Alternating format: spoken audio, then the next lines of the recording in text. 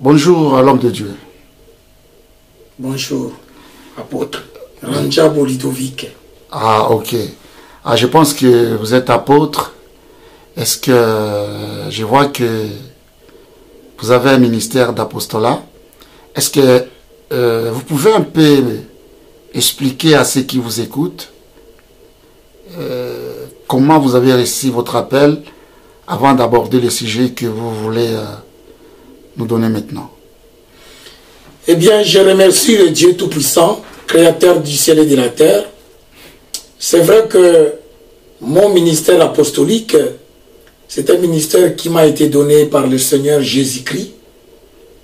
Et ce ministère, je l'ai eu par révélation. Mais je vais dire d'abord de moi-même ce que je suis celui que Dieu a choisi avant la fondation du monde. Je suis celui que Dieu avait déjà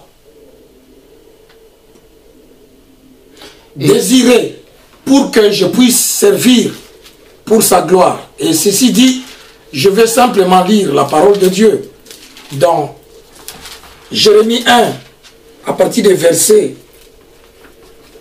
5. La Bible dit, avant que je t'eusse formé dans le ventre de ta mère, je te connaissais.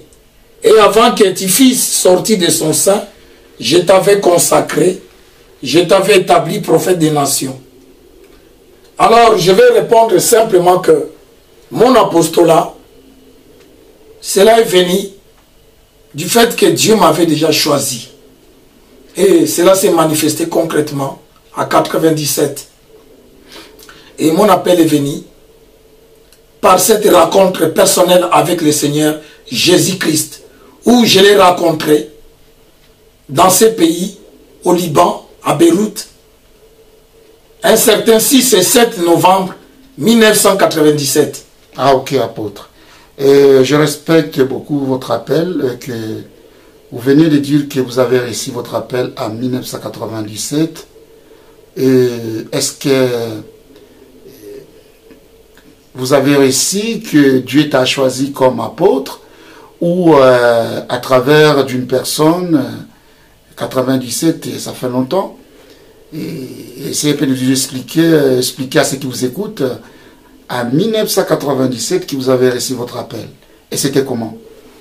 Bien, cher évangéliste Djassa, ce que l'apôtre Ranjabo Ludovic, c'est un homme tout à fait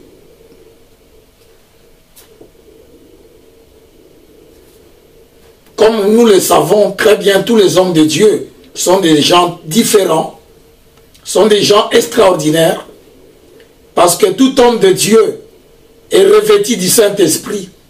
Tout homme de Dieu qui marche avec le Seigneur, ce n'est pas quelqu'un qui est tout à fait ordinaire. Mon apostolat, je vais dire d'abord qui est un apôtre. Un apôtre, c'est un envoyé de Dieu. Un apôtre, c'est celui qui est justement choisi par Dieu lui-même, par Jésus-Christ, notre Sauveur et Seigneur. Et nous voyons comment Jésus-Christ dans Luc 12, Luc 6, à partir du verset 12, comment Jésus il a choisi les apôtres. Parce que beaucoup aujourd'hui parlent des apôtres. L'apôtre c'est qui? L'apôtre c'est un envoyé de Dieu. L'apôtre c'est un témoin oculaire. Quelqu'un qui a vécu avec Jésus, qui a mangé avec Jésus, qui a couché avec Jésus, et qui a fait des moments de prière, qui a eu des moments de prière, qui a eu un enseignement, qui a eu de temps d'apprentissage pendant un délai de 3 ans avec le Seigneur Jésus-Christ. Et à l'issue de cette formation, à la fin, ils ont été appelés apôtres. Apôtres, c'est celui qui est choisi directement par Dieu lui-même. Et nous voyons Paul, après les apôtres qui ont été avec Jésus, nous voyons l'apôtre Paul, Paul avec Barnabas, nous voyons les compagnons de Paul, qui ont été cités aussi comme étant des apôtres. Nous voyons Timothée, nous voyons Tite, ainsi de suite. Donc, un apôtre, ce n'est pas celui qui vient de lui-même. Un apôtre, en réalité, en vérité, c'est celui qui est désigné par Dieu. C'est Jésus lui-même qui les choisit. Et mon apostolat est marqué par cette rencontre personnelle avec Christ, où la lumière de Dieu m'a été complètement traversée. J'ai rencontré le Seigneur par la lumière.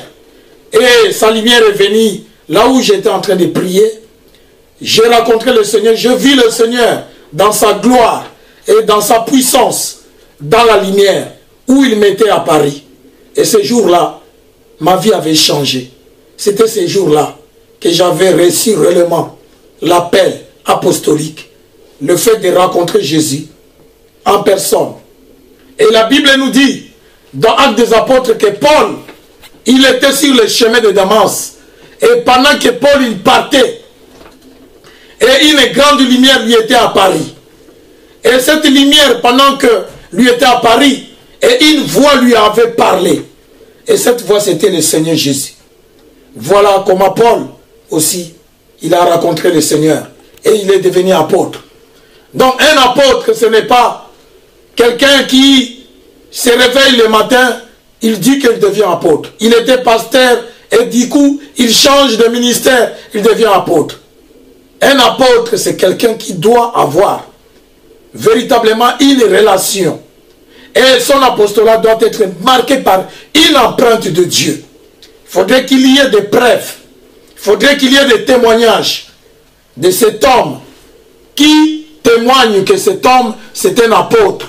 Un apôtre, c'est celui qui prêche la parole de Dieu.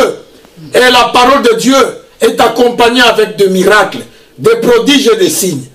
Et le Saint-Esprit conduit l'apôtre. L'apôtre, c'est celui qui marche avec le Saint-Esprit. Je voulais vous poser une question. Que dites-vous pour ceux qui doutent du ministère d'apostolat? Et vous venez de parler de miracles. Pourriez-vous nous citer certains miracles que vous avez accomplis selon votre appel? Gloire au Seigneur, l'homme de Dieu. Les miracles sont nombreux depuis que j'ai commencé à servir Dieu. J'ai prié pour beaucoup de gens parce que Dieu m'utilise beaucoup dans la guérison. J'étais à Kinshasa en 2008 à l'hôpital général Mama Emu.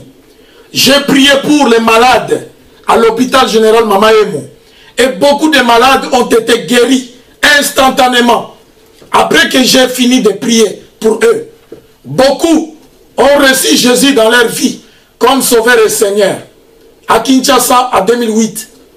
Et j'ai prié pour les gens ici à Paris.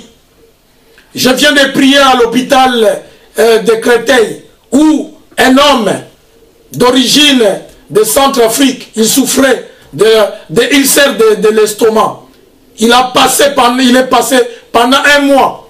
Il n'arrivait pas à se nourrir, à s'alimenter. Mais dès que l'apôtre Ranjab Lidovic est arrivé à l'hôpital, cet homme a retrouvé la guérison. J'ai prié pour beaucoup de personnes.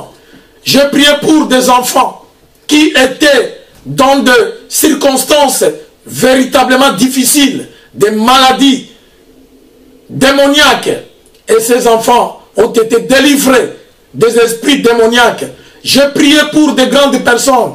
J'ai prié pour les frères et des sœurs qui avaient des problèmes de papier. Ils ont obtenu leur régularisation. J'ai prié pour beaucoup de frères et de sœurs qui avaient des problèmes de divorce. Et leurs foyers ont été restaurés.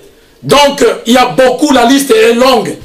Nous ne pourrons pas citer tous les miracles que Dieu a produits. Et jusqu'à aujourd'hui, beaucoup continuent à me voir pour des raisons de délivrance.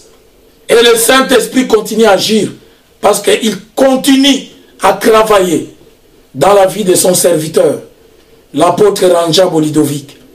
Et maintenant, j'ai le ministère évangélique, j'ai cette église que je conduis, Christ vainqueur. Cette église aujourd'hui, elle est en train d'œuvrer pour la gloire de Dieu. Mais, je vais dire concrètement que ma mission, elle est grande, parce qu'elle ne se limite pas en France. Je dois aller dans plusieurs pays, en Europe, en Asie, en Afrique et aux États-Unis d'Amérique. Seulement que le Seigneur m'accorde la grâce de pouvoir visiter toutes ces nations pour aller apporter la bonne nouvelle à ces peuples qui entendent la venue de l'apôtre Ranja Bolidovic. Que Dieu vous bénisse. Merci.